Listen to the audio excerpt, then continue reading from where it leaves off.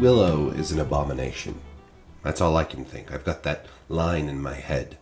I think it'll be the title of my article that I write about the show after I finish this video. I didn't put this show, this train wreck of a show, on my worst shows of 2022 list because it hasn't aired all its episodes yet. Every other show on both my best of and worst of lists has aired every episode, so I can judge them each based on the entire production, at least the season. And this one has not. So this is a problem with shows that air so late in the year. It's like they're almost. I mean, this one, let's see, with 3 more episodes, will finish airing in January. So it straddles 2022 and 2023. So maybe it'll be on my 2023 list instead.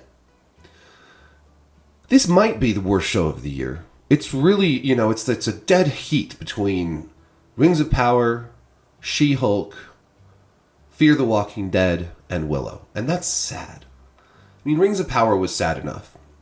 But I guess I didn't have a huge investment in that show simply because it just seemed like it was going to be fan fiction from the beginning. I was kind of expecting it to be. I didn't expect it to be as bad as it was, but I didn't expect it to be anything special or great. Willow, I had hopes for, and they've been dashed. They've been crushed. This is the worst feeling I've had watching something since I went to the Phantom Menace in theaters in 1999, 23 years ago, 24 years ago. Wow. God, I feel old. I remember going to that movie so excited. I was like 18 years old, and I loved Star Wars. It was one of my favorite trilogies of movies ever.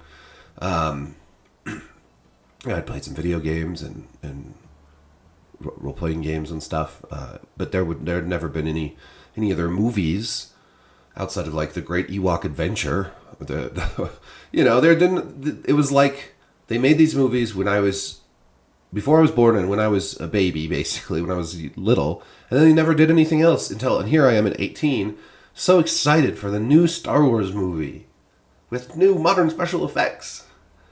And it was so awful. I remember when Jar Jar Binks was introduced, just thinking to myself, does the guy making this movie not understand Star Wars? Like, the tone is all wrong. The aesthetic is all wrong. The story is weird and bland and what? I mean, this is George Lucas. How can he not even understand his own movies? Well, the fact of the matter is that George Lucas didn't write and direct by himself the original trilogy. He had help. He had help, including from Lawrence Kasdan, who is a great screenwriter and whose son, Jonathan Kasdan, is the showrunner for Willow. But unfortunately, the apple has fallen far from the tree. Willow was another of my great childhood loves. I loved that movie. I loved it maybe even more than Star Wars. It's just so charming, and so it's such a nice story of adventure. And people said it was derivative, and people, it didn't get the greatest reviews, and it didn't make a ton of money, which is probably why they never made a sequel. But I loved it, and I love it still, and I can watch it every year. I can watch it and love it more every time. The TV show is nothing like the movie. I am baffled when I go and I look at like Reddit or somewhere and I see people saying how much they love the show and like how much they're enjoying it. And I guess I get it if you didn't watch the original movie, but I don't understand if you like me grew up watching this movie, fell in love with this movie, how can you like the show? It's nothing like the movie. It misses the tone. This is the primary problem with the show. It doesn't capture the tone or the feeling of the movie. The movie was a mixture of dark and funny. It was quite a grim tale, right? The evil Queen Bavmorda was hunting down pregnant women and killing their babies. That's dark. And there's some real violence. There's the scene where General Kale kills Eric, and then Mardigan gets revenge and kills Kale. Which is relevant to the newest episode of Willow, because that is discussed. But that scene is violent and brutal and really well choreographed. The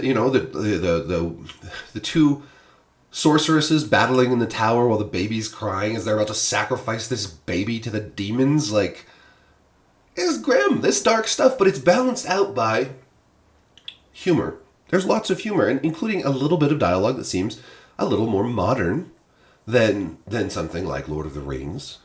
There's mixed accents in the movie, but for whatever reason, it just feels natural there. Like the fact that Mardigan has an American accent, other characters have British accents, and then the brownies, of course, are like French Canadian, basically, wildly exaggerated. The movie balances out its humor, its darkness, and its its violence against also a sense of camaraderie, courage, heroism, nobility, sacrifice. Willow is not a powerful sorcerer. He's a young father and a farmer, and yet he goes off on a quest to save Elora Danan, and defeats the evil queen. And it's a story about friendship. The at first mistrustful relationship between Willow and Mardigan grows into a deep friendship. The antagonism between Sorsha and Mardigan grows into a romance, and it's all done so damn well. And it, for whatever reason, they decided for the show they were going to make it like a CW teen drama, and replace the sort of charming humor of the original film with constant one-liners and glibness, like we're watching an MCU movie about teenagers in bad costumes, in some, I guess, like, it looks a little bit like the Willow movie, but it doesn't have the sense of grandeur. It doesn't have the sense of scope or scale as the original movie. It doesn't have the good, the pacing, the excellent pacing from the movie, which was always bursts of adventure and conflict followed by some sort of, either humorous segment or something emotional and moving, like when Elora is taken and Willow is so distraught and Sorsha comes over to the good side and all that. Even Warwick Davis just feels super wooden and flat in this, and he was so good in the movie. He was so full of life, and he was grouchy, but he was also joyful, and he was sweet, but he was he was the dad. Now we get a show where we're not just like thinking that, where grown-up Elora Danan literally says, "Ugh, you're such a dad," to Willow. What? What? Well, she also makes a joke about using the wand to get the stick out of his butt. None of this show is constantly joking. It's constantly joking, and none of the jokes land, and they just feel out of place. The charming humor from the original film has been replaced by constant glibness and an attempt to be clever and have all these little clever references to stuff like this is fucking Stranger Things or something. I hate it. I hate the costumes. We meet Rule in the 5th episode. We reunite with one of the two brownies. He now has a daughter who's apparently wearing like a onesie pajama thing with a, like, what is it, like a tie-dye or modern print t-shirt underneath. Like, did the costume department like just are they on strike or something? In an earlier episode we had those woodcutter women who were wearing like what looked like maybe they were like straight out of the Australian outback or something, like very modern looking clothes and hats, like they just picked them up at the store on their way into work that day. I do not understand it. The story meanders and it's like this rescue quest to get Kit's brother back, but they are constantly slowing down the story. Like this whole last episode was just slowed down to a standstill to explore backstory and to make the characters take truth plums so they could just exposit at each other. And mixed in with this, instead of just having it during the end credits, they have modern music, modern rock music and pop music over the scenes. There's like a chase scene, a fight scene, and it's got a rock song over it. Then later there's like this celebration and dance type thing in the forest with the I can't remember what they're called, the Bone Reavers, and they're playing Crimson and Clover, which is a great song, but doesn't belong here. What the hell are they thinking putting modern music? This is this whole like disgusting attempt in Hollywood these days to make things for modern audiences. And I'm not talking about like the queer romances and stuff. That's fine. I don't care. Willow was always a diverse and you know, like there were black people in Willow in 1988. Okay, so I don't care about, that's fine. But what I'm talking about is making something for modern audiences by dumbing it down and making everyone sound the same, and this obsession with like, oh, we gotta hit the demo, so we gotta make all our characters, you know, 18 years old-ish, and they gotta always have some sort of love triangle thing going on, and we've gotta, and it's just, that's not, look, what you want is something timeless. When you make an epic fantasy, it should be timeless. It shouldn't be dated in 2022, you know? It should feel like a story that could be told in any age.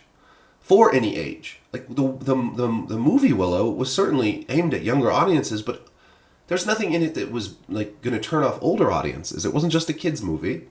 It certainly wasn't geared towards teenagers. Again, it's a story of a father taking care of a child.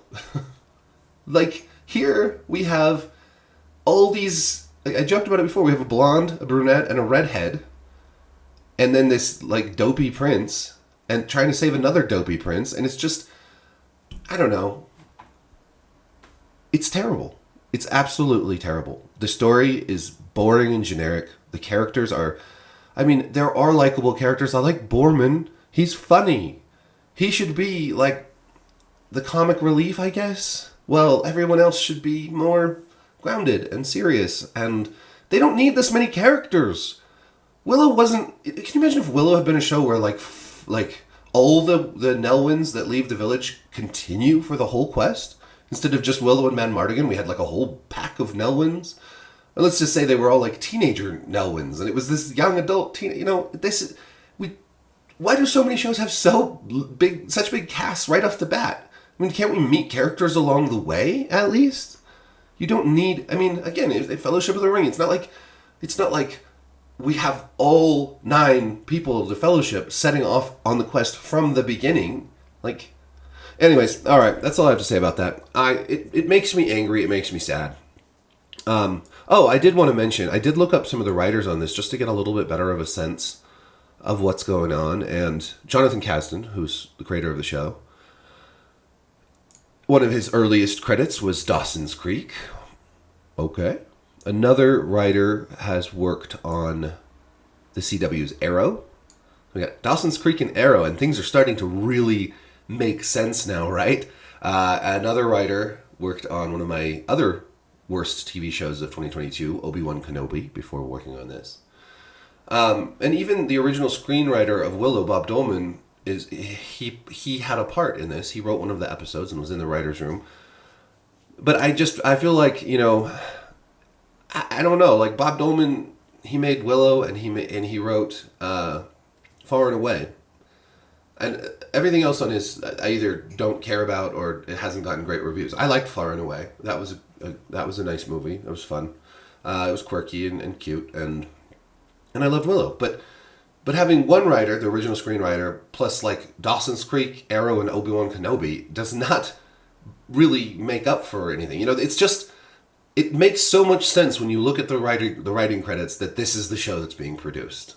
Glib, obsessed with the young adult stuff, the teenage romances, more concerned with that than with telling a compelling fantasy story. So I just, you know, I don't know, one star. Can you give 0 stars? I mean, it's that bad. I wish I'd never seen it. I gotta wash my brain out with soap now. thanks for watching. Be sure to like and subscribe for more angry rants from yours truly. And hit the little notification bell. And peace.